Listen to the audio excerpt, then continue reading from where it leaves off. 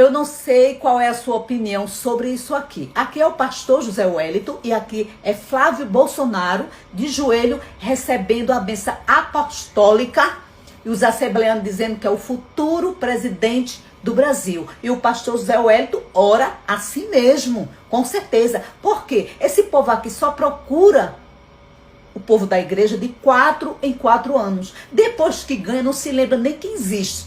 E lembram, sim, o pastor que indicou ele como o melhor presidente, como o melhor prefeito, como o melhor vereador, e daí sucessivamente. Porque o que esse povo querem aqui, pessoal, não é nada mais, nada menos do que o voto das pessoas.